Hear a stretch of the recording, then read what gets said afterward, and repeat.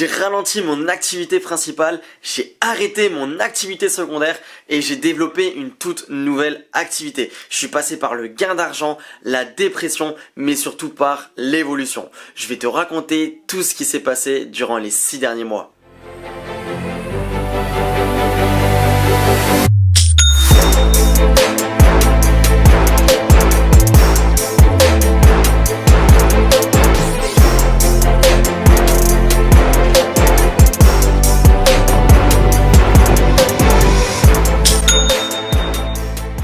Salut à tous, j'espère que vous allez bien et du coup bienvenue dans cette vidéo, donc près de 6 mois après ma dernière vidéo, donc ça fait très long, donc mis à part les lunettes, les cheveux et les tableaux que vous pouvez voir derrière moi, il s'est passé beaucoup de choses. Alors pour ceux qui m'ont suivi un peu sur Instagram et sur les réseaux, vous avez pu voir du coup mon évolution, mon changement, tout ce qui s'est passé.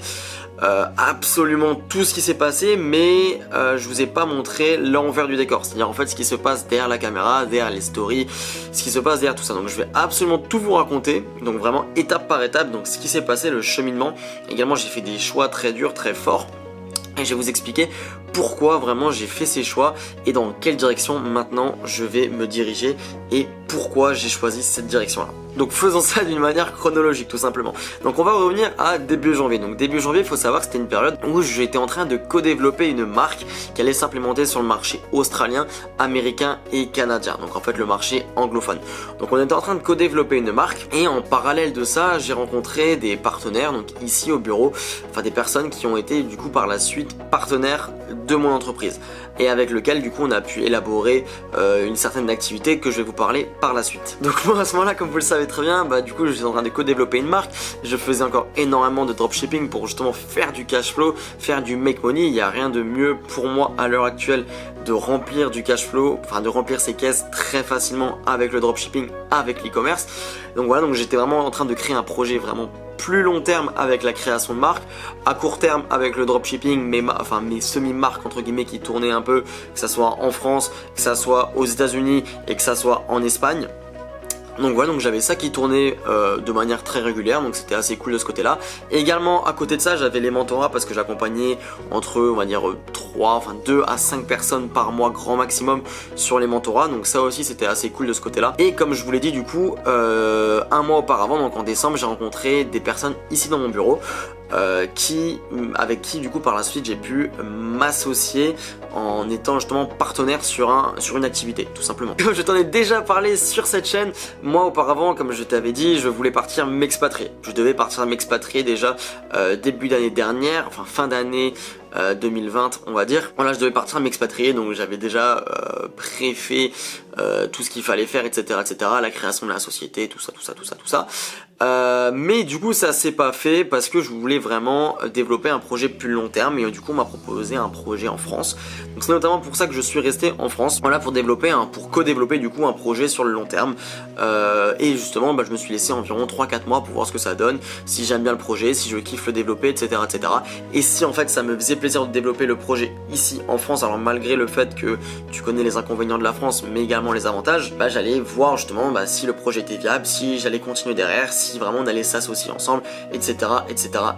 Donc du coup ce projet c'était lequel? C'était qu'on m'a proposé du coup de co-développer un club de business. Donc ce club de business c'est lequel? C'est le Young Millionaire Club.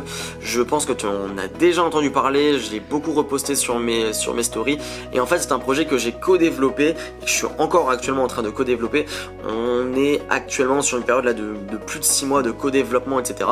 avec du coup mes partenaires et en fait c'est un projet, voilà, alors je vais pas rentrer dans les détails sur le projet, je pense que je te ferai une vidéo. N'hésite pas à me dire du coup dans les commentaires si t'aimerais bien que je te fasse une vidéo sur comment on a co-développé le projet, sur comment on a mis en place plein de choses, parce qu'il s'est passé d'énormes choses sur le projet, également d'énormes échecs mais aussi d'énormes réussites sur le projet. Donc si tu veux une vidéo là-dessus, je t'expliquerai absolument tout sur comment on a mis en place le projet, comment on a recruté nos commerciaux, comment on a recruté les salariés, comment on a mis en place en fait la croissance, comment on a géré la croissance. Donc n'hésite pas à me le dire dans les commentaires et je pourrai te faire une vidéo là-dessus. Donc du coup le projet c'est lequel? Donc du coup c'est celui-là, je pense que tu as déjà vu du coup les cartes ici même, donc du Young Millionaire Club. Donc en fait c'est un club de business très simplement où à l'intérieur tu as des formations dans les crypto-monnaies, dans l'immobilier, dans le patrimoine, dans l'éducation financière, dans les paris sportifs, dans les langues, dans la bureautique, donc Excel, Word, etc. Donc en fait c'est une pluralité de formations, on a une dizaine de formations, on l'appelle le Netflix du business, et on m'a proposé du coup de le co-développer en parallèle de ma formation d'e-commerce,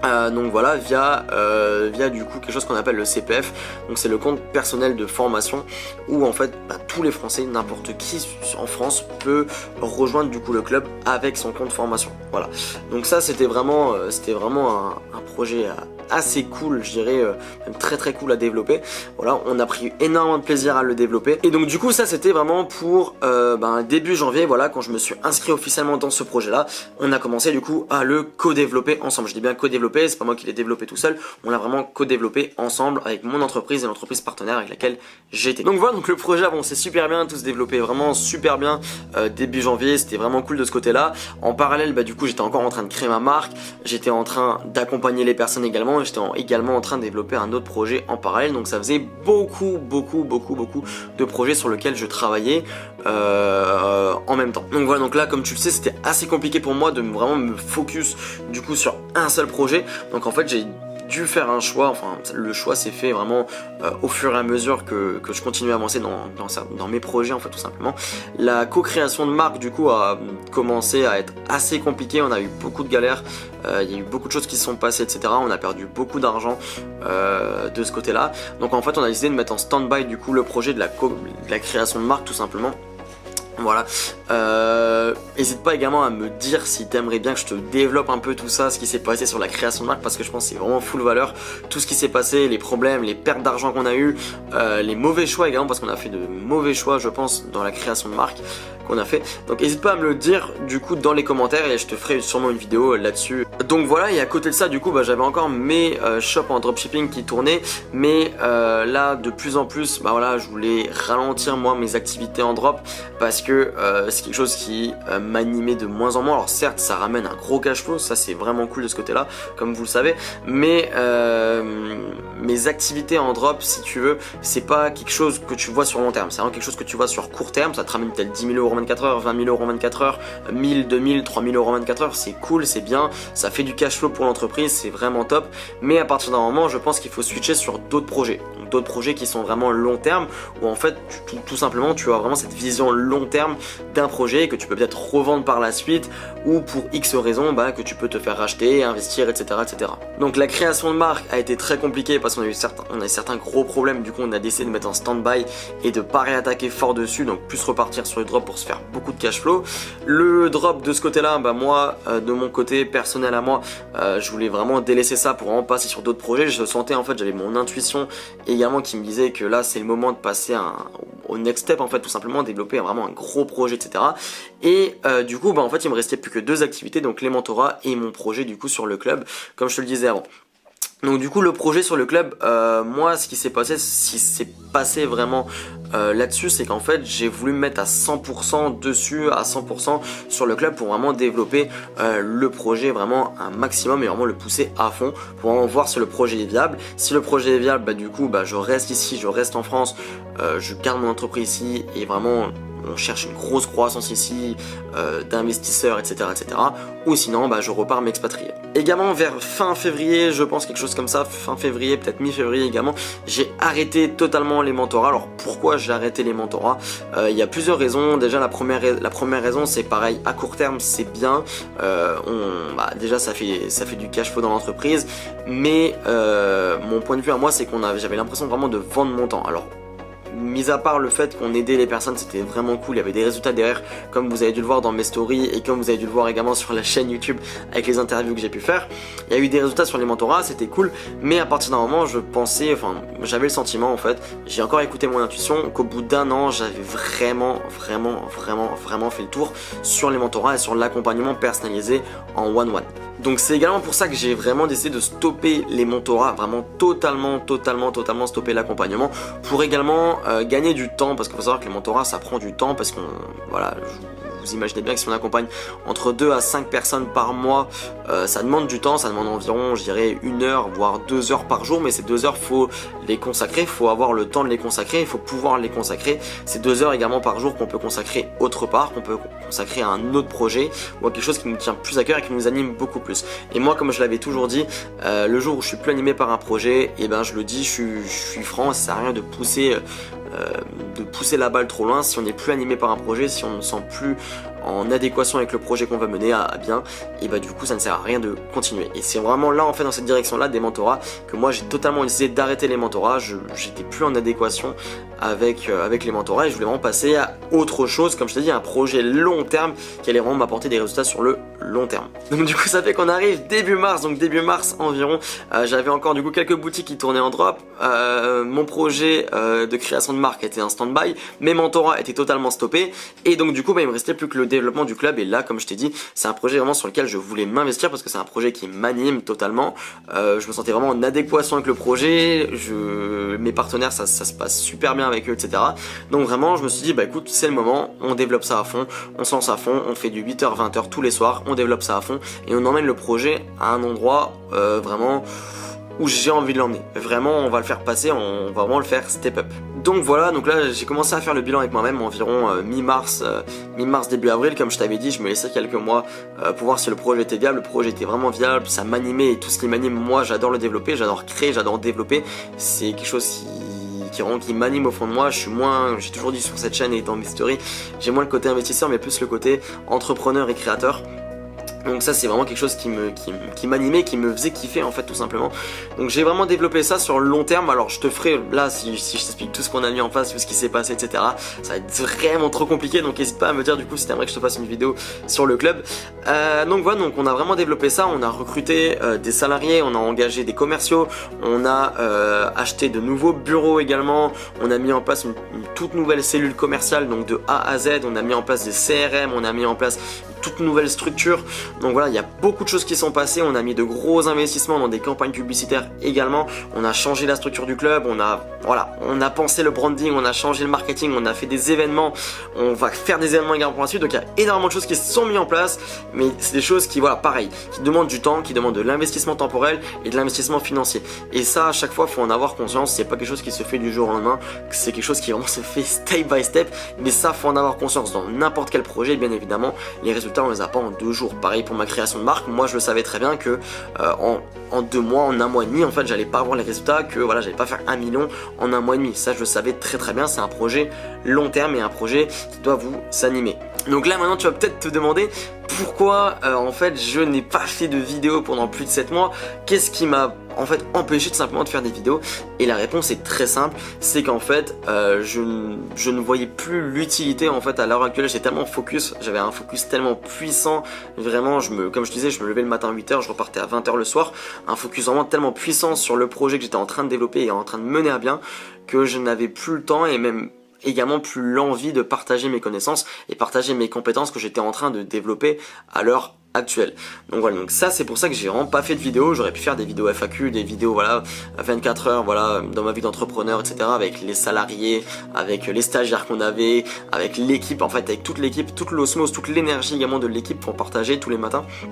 Ça aurait été cool, mais en fait j'avais plus l'envie et même plus le temps également de tourner la vidéo, de faire le montage, etc. Même si j'aurais pu également déléguer ça bien sûr à un prestataire, faire le montage, je veux dire voilà, ça coûte quasiment rien, faire une miniature ça coûte quasiment rien, mais voilà, c'était juste en fait une question de temps mais également une question d'envie. J'étais vraiment focus et j'ai dû faire un choix à un moment dans ma vie professionnelle. Je pouvais pas attaquer partout, voilà, c'était mon choix. Alors, je sais qu'il y en a qui sont différents, qui préfèrent voilà faire par exemple 8h, 11h du matin, je travaille sur tel projet, 11h, 12h30 je travaille sur tel projet, 14h, 15h je travaille sur tel projet, etc.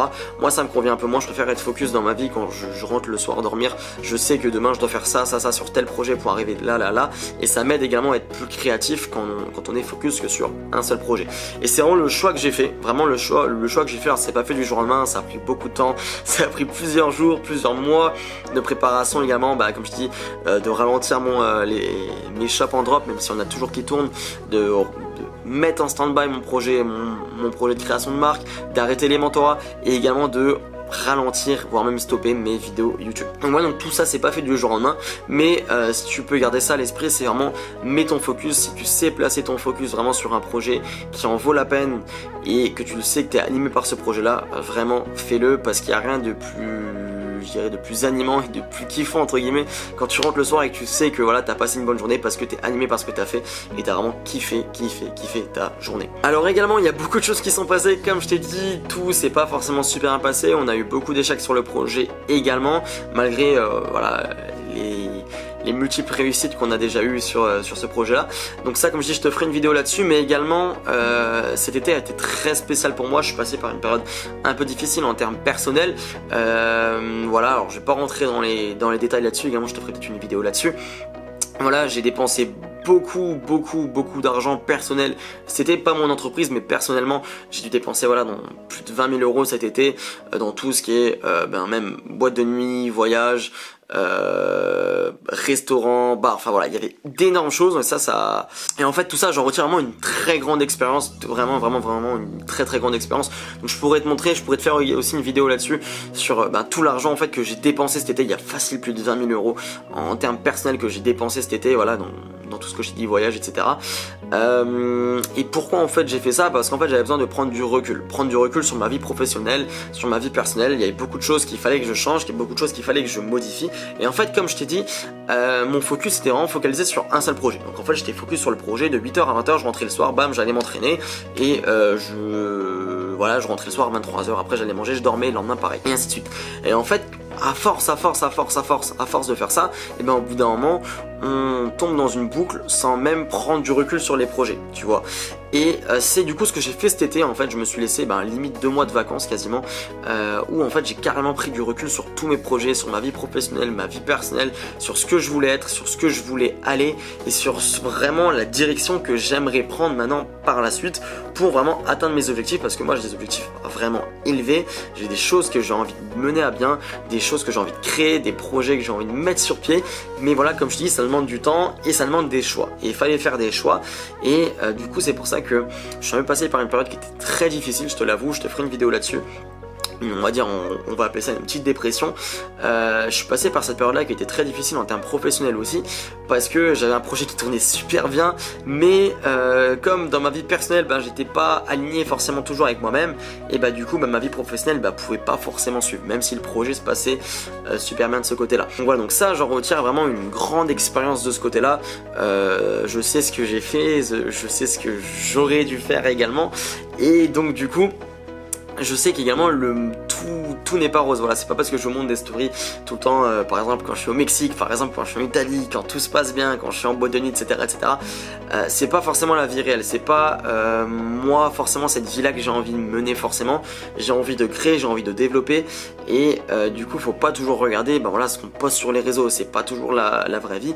Parce que crois-moi, je vais te sortir une vidéo sur tout ce qui s'est passé cet été en termes personnels, et tu verras, franchement tu verras, je vais te comparer avec même quelques stories que j'ai mises, tu verras que c'est pas du tout pareil. C'est vraiment totalement l'opposé de mon mood de cet été. Donc voilà, comme je dis, j'ai dépensé plus de 20 000 euros cet été, et donc du coup ça m'a mini claque, parce que quand je suis rentré ici du coup en France là début septembre, je me dis waouh, ok, t'as dépensé 20 000 euros, il s'est passé ça, mais j'ai pris du recul sur tous les projets que je vais mettre sur pied également pendant les mois à venir, dans les années à venir, les personnes avec qui j'ai envie de travailler, les personnes avec qui j'ai envie de collaborer.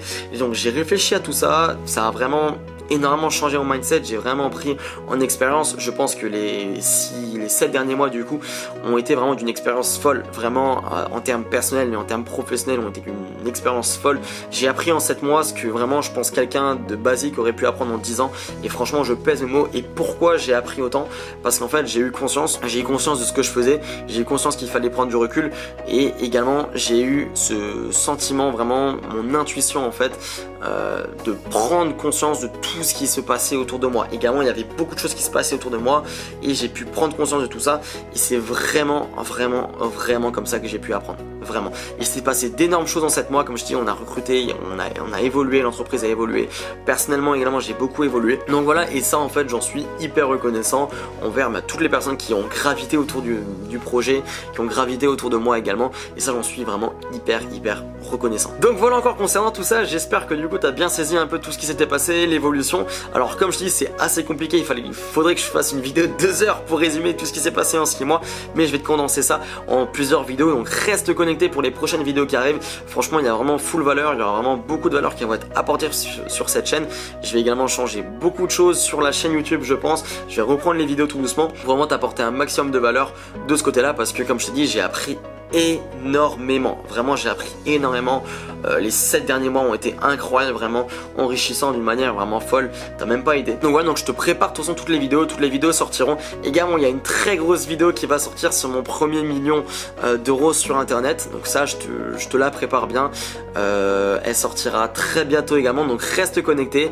Et n'hésite pas du coup à me dire ce que tu en as pensé dans les commentaires sur tout ça. Si toi aussi des fois tu as des périodes voilà, où tu veux te focus sur un projet, où tu sens un peu ton intuition qui te guide, ou sinon également tu as des périodes de down qui arrivent en fait, où tu te remets en question, ce qui est normal. En fait, c'est tout simplement le cheminement de l'entrepreneur type qui doit se remettre en question constamment. Donc voilà, ça c'est super important. Et donc bah du coup en tout cas merci de m'avoir écouté. N'hésite pas à me lâcher un commentaire, lâcher un pouce bleu. Et du coup on se retrouve dans la prochaine vidéo. Allez, ciao. Push it to the limit.